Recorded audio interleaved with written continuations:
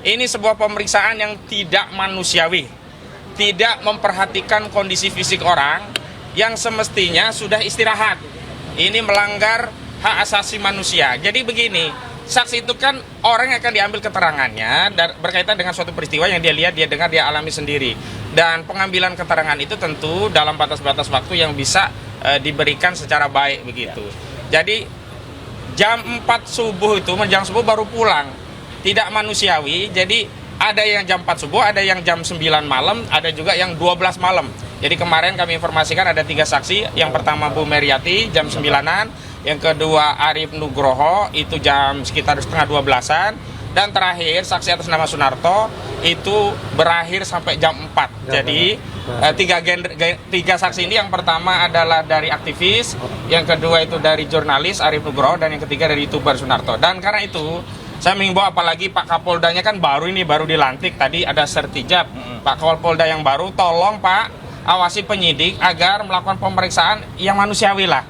Dan kami nanti akan sampaikan kepada penyidik bahwa pemeriksaan hari ini selambat-lambatnya sampai maghrib lah. Kasihan masih banyak agenda. Dan kalau memang materinya dirasa belum cukup, bisa dilakukan penundaan sesuai dengan waktu yang bisa disepakati. Paling tidak seminggu selanjutnya. Jangan kejar target. Sylvester Matutina saja yang sudah terpidana sampai hari ini ya nggak dieksekusi. Ya, ngapain dia memeriksa saksi sampai subuh, sampai jam 4 pagi? Itu apa tujuannya kalau tidak ingin menebarkan teror kepada saksi, seolah-olah ya ini saksi akan dijadikan tersangka. Nah, itu yang kemudian pesan yang diterima oleh masyarakat. Ini jangan-jangan ya memang bukan tindakan penegakan hukum, dan ini makin mengkonfirmasi ada kriminalisasi dalam kasus ijazah palsu Saudara Joko Widodo. Apa itu kriminalisasi? Yakni satu peristiwa yang sebenarnya bukan kejahatan, yakni peristiwa kemerdekaan berpendapat, bahkan pendapat yang berdasarkan intelektual yang dikaji secara ilmiah itu dipaksakan seolah-olah menjadi kejahatan. Dan kemarin di Jogja kita juga sudah komplain ada tindakan-tindakan kemerdekaan berserikat, berkumpul dan menyampaikan pendapat yang diberangus dengan cara-cara yang tidak manusiawi, katrok ya, cara-cara yang deso, cara-cara yang tidak intelektual. Harusnya buku dilawan dengan buku. Saya ingatkan kepada negara ini, sudah ada 2 anak bangsa yang menjadi korban karena buku, yakni Jokowi Undercover 2. Jangan sampai buku yang harusnya dijawab secara ilmiah, yang Pak Roy Suryo, Pak Rismon Siaripa dan Dr. Tifa membuat buku judulnya apa? Jokowi's White Paper. Itu ilmiah, kaji. Kalau memang nggak siap dengan beda pendapat, keluar dari republik ini. Karena konstitusi di republik ini menyatakan berpendapat itu adalah hak konstitusional, dan memang dalam konteks berpendapat itu tidak mungkin sama, ada perbedaan. Dan kalaupun ada kesalahan berpendapat, itu juga bukan kejahatan. Jadi jangan sampai orang takut berpendapat karena apa? Pertama, beda berpendapat. Yang kedua, salah berpendapat. Padahal beda pendapat dan salah berpendapat itu bagian dari hak konstitusional. Bukan maling, bukan korupsi, bukan kejahatan yang bisa dipidana. Nah, itu yang pertama. Yang kedua, sejak awal kami sudah komplain ada penyelundupan hukum di kasus ini. Tapi ternyata ada 2 tindakan sekaligus. Di awal diselundupkan pasal-pasal yang tidak relevan, pada penyidikan dikeluarkan pasal-pasal yang sebelumnya masuk pada proses penyelidikan kemudian dikeluarkan. Apa itu? Yang pertama, ini kan kasusnya 311, 310 KUHP dan 27A yang berkaitan dengan fitnah dan pencemaran. Tapi tiba-tiba dimasukkan ada pasal 35 dan 32 Undang-Undang ITE yang ancamannya 12 tahun dan 8 tahun begitu. Ya, yang kedua, bukan diselundupkan, justru dikeluarkan. Sebelumnya laporan dari awalnya katanya Pradi Bersatu, begitu SPDP tidak ada itu pelapor atas nama Pradi Bersatu, yang ada hanya lecumanan.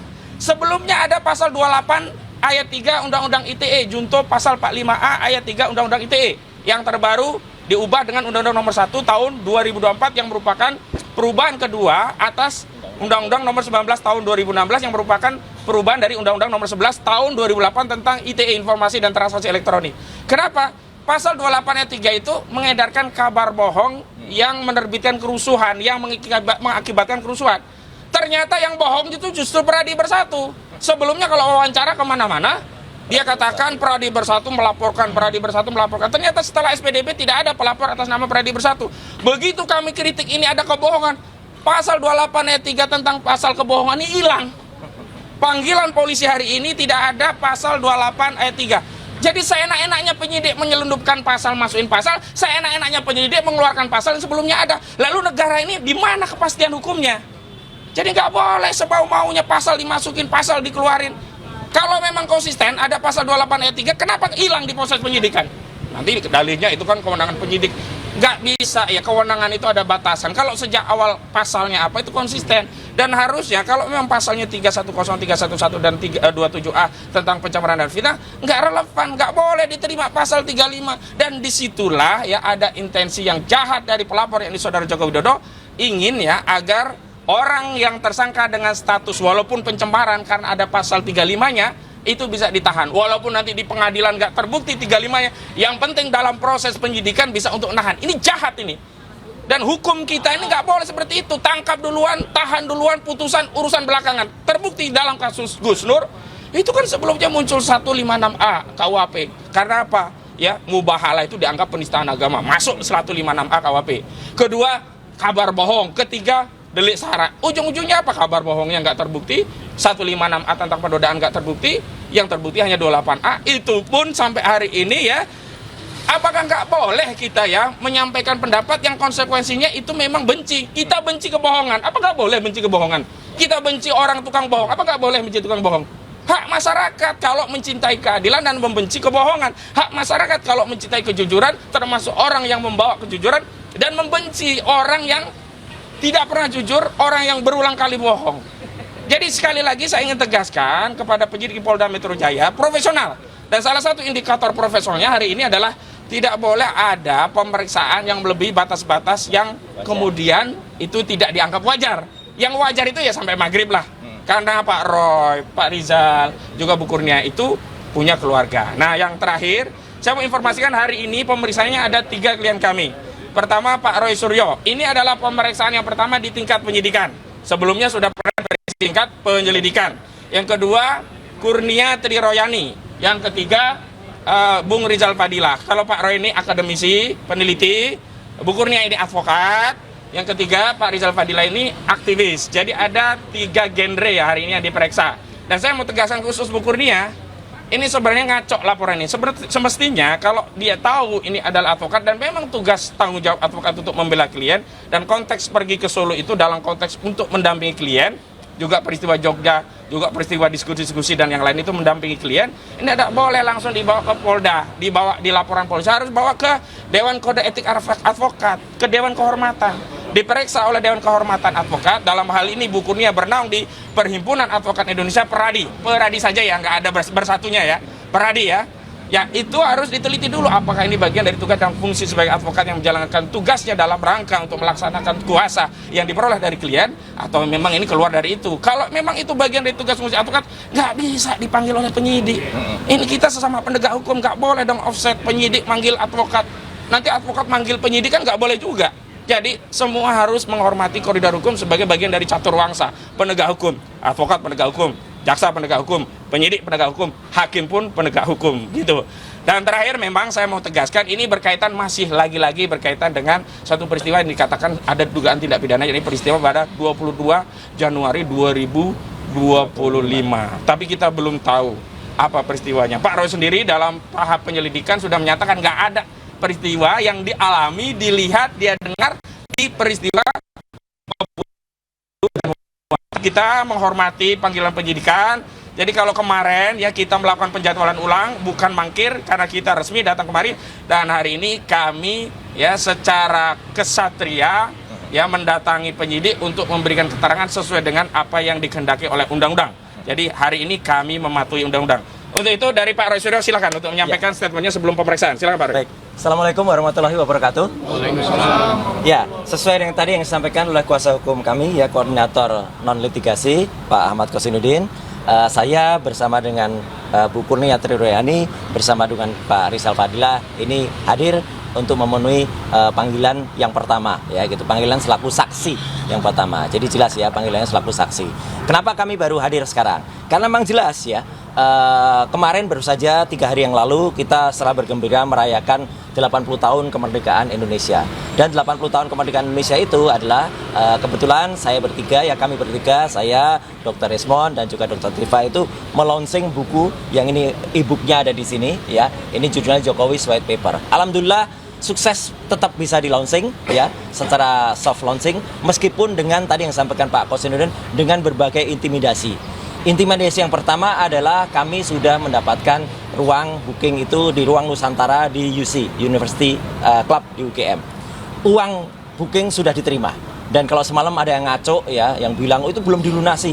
Mana ada penggunaan gedung terus dilunasi duluan, semua makanan dibayar semuanya ya. Itu orang picik yang mengatakan begitu ya. Semua selesai baru dibayar. Jadi booking sudah kita lakukan, tapi mendadak kita dengar kabar minggu malam tanggal 17 Agustus 17 Agustus loh, kita sedang merayakan 80 tahun kemerdekaan Indonesia, tiba-tiba gedung itu disatroni. Saya bilang disatroni karena katanya nggak resmi. Ada petugas dari Polsek setempat itu datang dan kemudian melakukan intimidasi dan lain sebagainya, interogasi, dan akhirnya pagi-pagi, Senin pagi, pada hari H kami akan menyelenggarakan, tiba-tiba panitia memberi informasi ruang itu nggak bisa dipakai. Ya sudah, karena ruangannya nggak bisa dipakai, kita pakai coffee shop. Teman-teman tahu kalau di coffee shop tuh siapa aja boleh masuk. Siapa aja boleh pesan makan, siapa aja boleh pesan minum. Ya kita pesan makan, minum, dan kita karena tamu-tamu sudah datang, dan diantara tamu itu ada Pak Jenderal Tresno Sudarto, ada Mas Refli Harun, ada juga Pak Said Didu. Ya kita kan nggak mungkin menolak beliau-beliau itu terus kemudian Pak kita pindah. Ya udah kita di situ aja, toh kita makan-makan di situ. Nah disitulah tiba-tiba ada peristiwa, yaitu, dan ini peristiwa sangat menyesakan. Sekali lagi tolong diingat ya.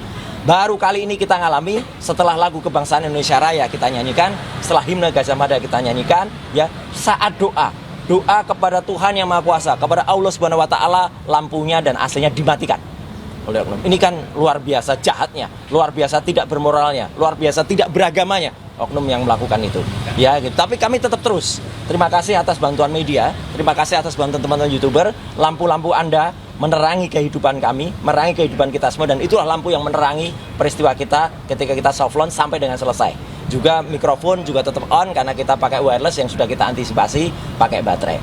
Lebih jahat lagi ya, kemarin ya, jadi sehari setelah kejadian kemarin itu, yaitu pada tanggal 19 ya, kami menyampaikan pertanyaan, sebuah surat pertanyaan kepada Rektor UGM ya, diwakili oleh Pak Resmond dan juga diwakili Bu Tifa, karena saya ada di sini. Ternyata apa? Mau masuk ke lantai 2 saja di gedung pusat UGM aja dihalang-halangi oleh satpam yang banyak sekali dan tidak boleh naik gitu, kayak penjahat saja. Ini sudah kriminalisasi. Seperti tadi kata Pak Kosinudin, orang yang tidak berbuat jahat kemudian dianggap berbuat jahat. Jadi ini jahat sekali. Nah hari ini ya kami mengantisipasi kalau ada tindakan kriminalisasi lagi nanti yang akan dilakukan seperti yang dialami oleh 3 rekan kami kemarin. Ya mulai diperiksa jam 10, ada yang jam 11, tapi tiba-tiba ada yang selesainya baru jam 9 malam, jam 12 malam, bahkan jam 4 pagi mau subuh. Ini sudah sangat tidak manusiawi. Jadi kami sepakat, tadi kami setuju untuk membatasi pemeriksaan hari ini ya hanya sampai pada maghrib. Ya begitu, kalau maghrib nggak selesai kita pamit ya, silahkan dijadwalkan lagi. Jadwalkan lagi itu berarti tetap pemeriksaan yang pertama, tidak berarti pemeriksaan yang ketiga ya gitu, atau mundur kedua. Itu clear ya. Dan jadi hari ini kami akan jawab semua pertanyaan sesuai dengan apa yang sudah tertulis dan tersurat di dalam surat panggilan. Pertanyaan yang tidak ada hubungannya dengan yang ada di surat, yaitu tanggal 22 Januari 2025, tidak akan kami jawab. Clear ya? Karena kami itu sifatnya saksi. Saksi itu hanya melihat dan mendengar apa yang dia dengar, apa yang dia lihat. Kalau tanggal 22 itu kami tidak mendengar apapun, tidak melihat apapun, dan tidak ada di lokasi itu, ya kami nggak boleh menjawab. Saksi tidak boleh berpendapat. Yang boleh berpendapat itu ahli. Ya, kami bukan ahli di sini. Kami itu saksi yang dimintai keterangannya, bukan dimintai pendapatnya. Lagian yang sangat tidak profesional, ya, saya tambahkan tadi yang disampaikan Pak Kosinudin. Dulu ketika kami diklarifikasi, tanggalnya berbeda. Tanggalnya, lokus dan tempusnya. Jadi tempusnya waktu itu adalah tanggal 26 Maret 2025. Sekarang tanggalnya berbeda, 22 Januari. Ini apa kok ada perubahan? Berarti peristiwanya nggak jelas. Yang dilaporkan itu tidak jelas. Berarti, jadi yang pelapor tidak mengerti tanggalnya di mana. Ini nggak boleh. Yang namanya pencemaran nama baik, yang namanya dia kemudian fitnah, itu harus dia mengalami, harus dia sini kan teman-teman sudah tahu. Katanya pelapornya bukan saya yang mengatakan, itu pengecut namanya. Dia justru membenturkan sesama anak bangsa, membenturkan penyidik Polda Metro Jaya untuk mencari-cari, ya gitu, kepada pasal-pasal yang ada. Dan yang satu lagi yang ada kelompok yang namanya tadi Peradi Bersatu atau Peradi Bercerai tadi, ya itu mereka bahkan kemudian tidak menggunakan kelompoknya, tapi kemudian menggunakan sendiri. Dan mereka juga tidak profesional. Tadi katanya ada 5 orang yang melaporkan, ada yang di Depok, ada yang di Jakarta Pusat, Jakarta. Ternyata sudah polisi sudah capek-capek manggilin saksi-saksi, kemudian ternyata yang 2 dibatalkan. Ya, mereka menarik laporan. Ini kan penghinaan terhadap kepolisian. Ya, lapor tapi kemudian, dan ada lagi penghinaan. Salah satu orang yang sering datang kemudian memberikan kesaksian, itulah orang yang namanya Sylvester Matutina. Penghinaan karena dia adalah terpidana. Orang yang terpidana selain tidak boleh menjadi komisaris, juga tidak bisa memberikan keterangan. Keterangannya harus cabut, apalagi dia memberikan keterangan yang konon sangat esensial ketika peristiwa di Solo. Itu nggak boleh, harus dianggap. Karena apa? Kalau dia masuk penjara, berarti dia nggak ada di peristiwa itu. Jelas kan? Dia nggak bisa memberikan keterangan di situ. Jadi kenapa dia bisa memberikan keterangan? Karena dia melarikan diri, tidak ditahan. Hari ini dia juga lagi mengajukan PK, tapi itu urusan lain. Kalau sampai negara mengizinkan PK dia, malu sekali negara ini. Orang yang mengajukan PK itu harus menjalani eksekusi dulu. Tapi saya kembali ke sini, ya terakhir yang ingin saya sampaikan, doakan semoga teman-teman juga sabar, teman-teman juga menunggu kami, ya. Kami akan lakukan sebaik-baiknya, meskipun kami dengar pemeriksaannya itu nanti akan ada 24 eksemplar yang di-print tiap halaman. 20 berkas ya. Ya, 24 berkas, ya tiap halaman. Jadi kalau berkasnya ada 10 halaman, ya 240. Ngeprintnya bisa 3 jam. Ya gitu. Jadi moga-moga kalau memang pelapornya itu memang punya niat baik ya, dia tidak akan mengerjain petugas kepolisian Polda Metro Jaya untuk mengerjakan hal yang konyol. Sekali lagi ini hal konyol karena pelapornya tidak tahu apa yang dia laporkan, ya, dia katanya tidak mengerti orang-orangnya, dia mengubah tanggalnya, ya, apakah Polda Metro ataukah pelapor yang mengubah tanggal, dan para pelapor yang lain ya, para termul-termul ini ya, itu kemudian mencabut laporannya. Ada yang mencabut laporannya. 2 dari 3 laporan dari dicabut itu harusnya dipertanyakan gitu, nggak boleh seenaknya aja nyabut dan kemudian nanti masuk kali pasal-pasal juga selundupan semua yang dimasukkan. Jadi saya kira itu yang bisa saya sampaikan. Ya, berikutnya saya kembalikan dulu ke Pak Kosinudin untuk nanti serahkan kepada yang lain. Ya, gitu. Selanjutnya Bang Rizal. Ya, silakan Bang. Ya. Ya, silakan Pak Rizal. Pak Rizal di tengah. Biar sama. Ya, Assalamualaikum warahmatullahi wabarakatuh. Waalaikumsalam. Jadi kami ya sebagai terlapor 3 hadir ya, untuk memenuhi panggilan Polda Metro Jaya ini. Saya kira walaupun bagaimana kita orang yang sangat menghormati hukum, justru yang kita sayangkan adalah pihak Polda Metro Jaya yang tidak menghormati hukum. Gitu. Justru sebaliknya, lebih bernuansa pada kepentingan politik dengan memperalat hukum, sehingga menjadi mekanismenya tidak sesuai dengan aturan-aturan hukum, seperti yang tadi disampaikan oleh Pak Kosinudin, ya, bahwa banyak sekali hal-hal yang janggal, mulai dari soal awal pelaporan sampai pada proses waktu klarifikasi, sampai kini penyidikan atau naiknya klarifikasi ke penyidikan pun itu sebenarnya bisa dipersoalkan secara hukum. Saya kira ini menjadi tabungan tentu bagi para kuasa hukum untuk terus mempermasalahkan aspek-aspek hukum ini. Kemudian dengan menggabungkan laporan-laporan yang ada di beberapa Polres kepada laporannya Joko Widodo di Polda Metro Jaya ini, sebenarnya ada satu titik temu yang harus menjadi persoalan serius kita, yaitu ijazah Joko Widodo yang diduga palsu.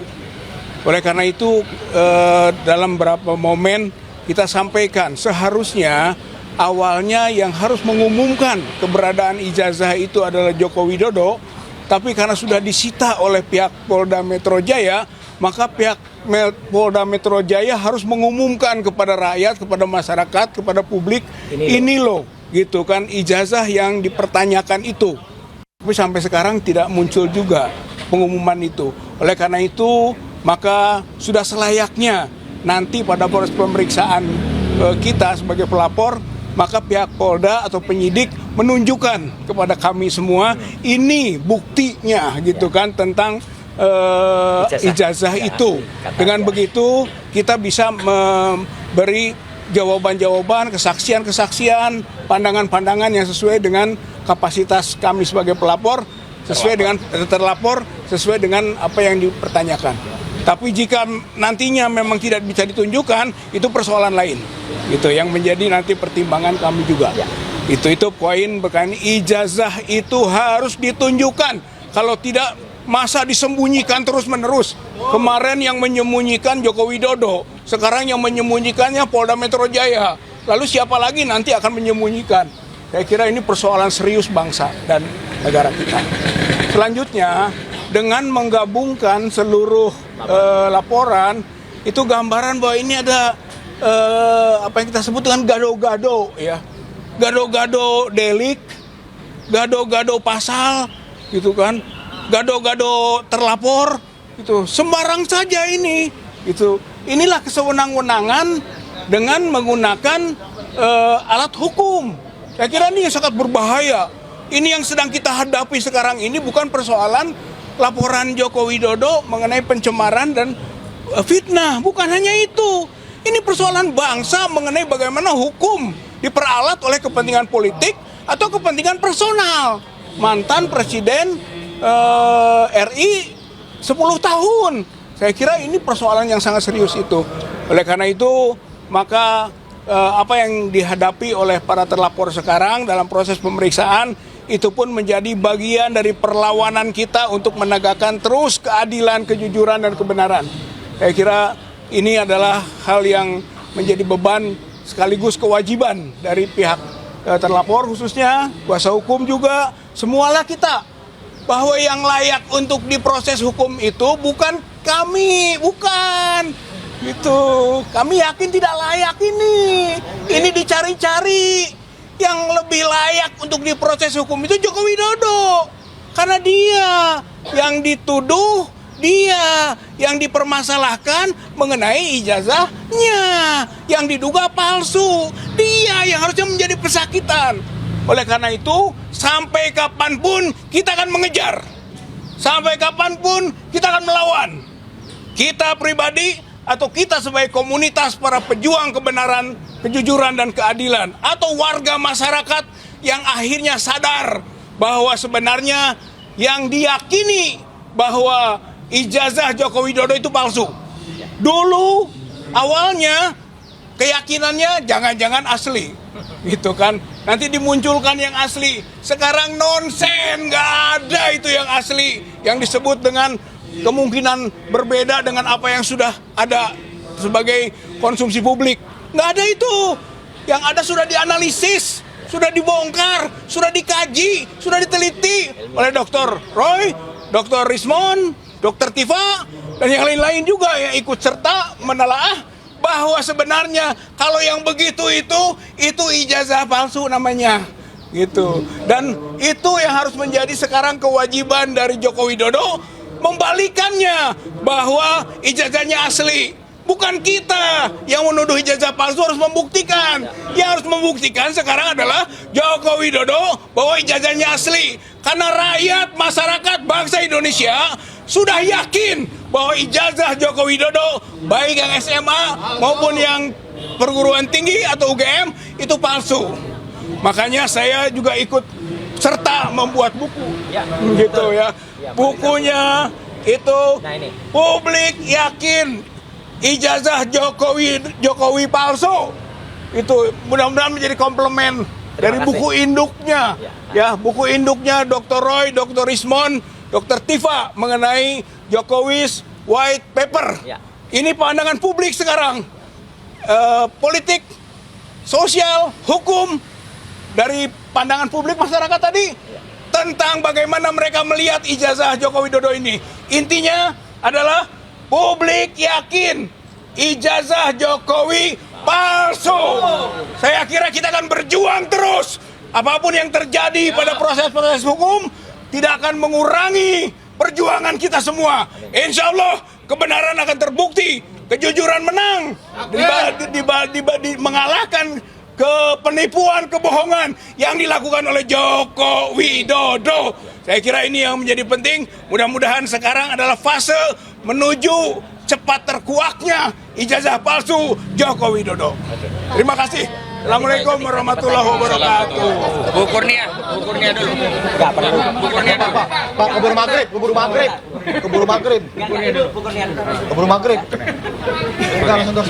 Kurnia. Bismillahirrahmanirrahim. Assalamualaikum warahmatullahi wabarakatuh. Saudara sebangsa dan setanah air, saya ingin mempertontonkan bagaimana barometer hukum yang terjadi di Indonesia. 2 November 2023, Damai Hari Lubis selaku koordinator advokat tim pembela ulama dan aktivis melakukan pelaporan terhadap Anwar Usman di Polda Metro Jaya. Dan hari ini telah berlangsung hampir dengan 2 tahun, kami tidak pernah tahu apa yang terjadi dengan laporan kami tersebut. Akan tetapi, sebaliknya, pada tanggal 30 April 2025, seorang anak bangsa yang mengaku telah melaksanakan tugas sebagai presiden 2 periode melaporkan ke Polda Metro Jaya.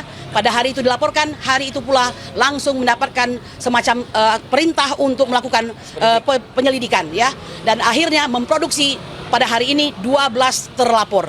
Inilah wajah daripada hukum kita pada hari ini, pada ulang tahun ke-80 Negara Kesatuan Republik Indonesia.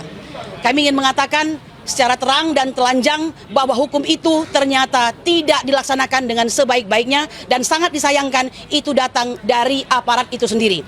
Saya ingin mengatakan laporan kepada kami yang 12 ini ya bukanlah laporan yang ujuk-ujuk ya. Ini merupakan dasarnya adalah laporan kami terlebih dahulu yang menjadi dumas di Bareskrim. Seharusnya jika berdasarkan pasal 10 Undang-Undang ya Perlindungan Saksi dan Korban itu tidak boleh dilakukan lapor balik oleh Saudara Joko Widodo. Ya, justru dia melapor balik untuk mengcounter laporan kami tersebut. Mengapa kami mengetahui? Karena kedatangan kami ke Solo itu harus kami akui bahwa kami mendapatkan intimidasi langsung, di mana beliau mengatakan bahwa karena ini sudah ramai, maka saya akan menempuh jalur hukum. Jalur hukum yang dimaksud itu bukan melakukan gugatan ke suatu pengadilan negeri, bukan, akan tetapi mempolisikan. Dan inilah akhirnya kami telah sampai di fase penyidikan. Sebagai anak bangsa, kami ingin mengatakan tidak ada satupun di antara kami yang takut di penjara, tapi tidak pantas kami di penjara. Justru yang pantas di penjara itu adalah orang yang telah melaksanakan tugas sebagai pemimpin bagi negara ini dan banyak melakukan abuse of power, banyak melakukan kebohongan-kebohongan dan bahkan disinyalir ijazahnya yang menjadi dasar dia untuk mencalonkan diri sebagai seorang pemimpin disinyalir palsu ya. Saya ingin mengatakan bahwa ada banyak anak bangsa yang gara-gara ijazah ini menjadi hilang kesempatan baginya untuk bisa menjadi pemimpin bangsa. Ada banyak anak bangsa yang baik, yang hebat, yang pintar, yang cerdas, yang semuanya itu sesungguhnya tidak bisa dibandingkan dengan apa yang dia dapatkan pada hari ini ya. Nah, oleh karena itu dua hal. Jika kau memiliki ijazah ya Bapak Jokowi yang kami hormati, lalu Anda tidak menunjukkan, itu berarti ada mens rea, apalagi digunakan untuk memenjarakan orang. Tapi jika Anda memang tidak mempunyai ijazah tersebut, maka itu berarti sebuah kejahatan. Demikian, Assalamualaikum warahmatullahi wabarakatuh. HUT kemerdekaan Indonesia merdeka! Merdeka! Merdeka! Pak Kosinudin, jadi kalau nanti ada pertanyaan silakan. Ada pertanyaan cukup ya? Karena ada unsur pidana, Ya. nanti dari Pak Kapolri ada yang dibawa nggak berkas-berkas segala macam boleh ke kamera Pak. Oke, jadi hari ini saya tidak membawa apa-apa ya, karena memang ini harusnya tidak ada apa-apa ya gitu. Jadi sebuah laporan yang salah, sebuah laporan yang konyol, ya banyak sekali kesalahan dan harusnya sebagai Kapolda Metro Jaya yang baru ya Bapak Irjen Asep ya tolong koreksi anak buah Anda ya, anak buah Anda menjalankan tugas yang tidak semestinya. Ya, itu aja pesan saya dan kepada Pak Prabowo juga ya. Kalau ini terjadi sesuatu maka di rezim Bapak Prabowo lah di pemerintahannya terjadi kriminalisasi dan terjadi intimidasi terhadap anak bangsa yang dilakukan oleh aparat kepolisian yang seharusnya itu tidak terjadi. Saya kira itu aja ya. Kenapa? Optimis kalau tidak salah. Oh iyalah, gitu justru kami makanya berani menerbitkan buku itu dengan benar, gitu ya. Gitu. Saya kira itu dulu ya yang ingin saya sampaikan. Sedikit aja ada satu pasal hukum saya ingin nambahkan sebentar aja namanya Pak Timbo. Ya, rekan-rekan media ya, ada dua hal yang mau kami tambahkan.